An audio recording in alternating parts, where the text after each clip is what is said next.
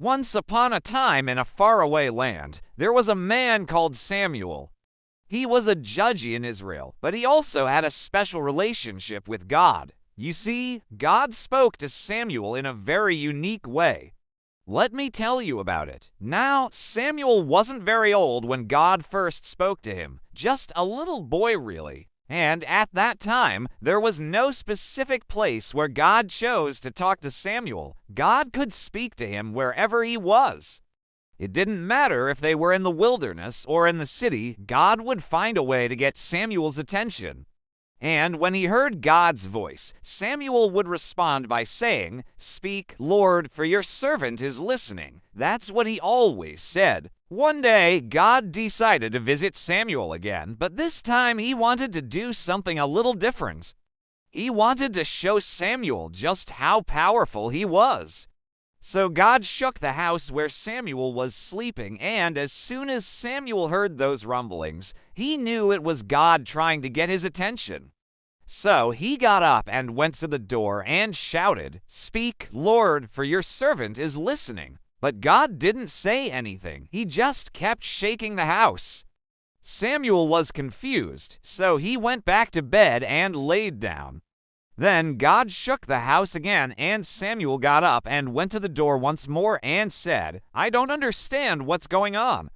"Speak, Lord, for your servant is listening." But God still didn't say anything. He just kept shaking the house. This went on for a long time, and Samuel started to get annoyed. Finally, he couldn't take it anymore.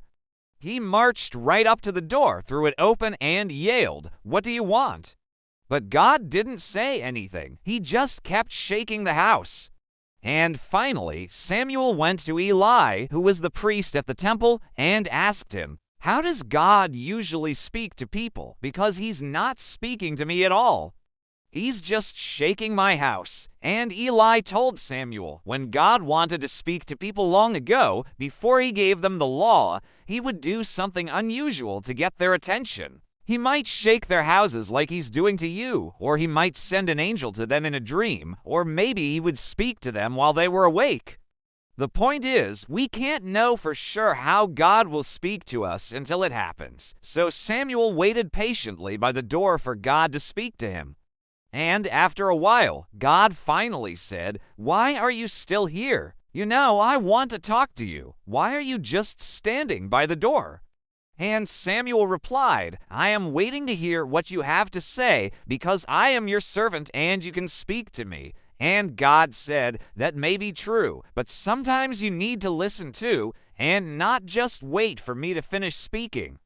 Do you understand?" And Samuel replied, "Yes, Lord, I understand now. I will listen to you from this day forward, just as you have taught me." And that's exactly what Samuel did. He listened to God and became one of the greatest prophets in Israel's history. The end. Hey, kids, I hope you enjoyed that story.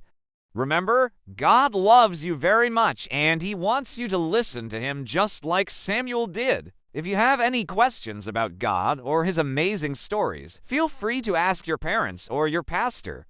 They'll be happy to help you learn more about God.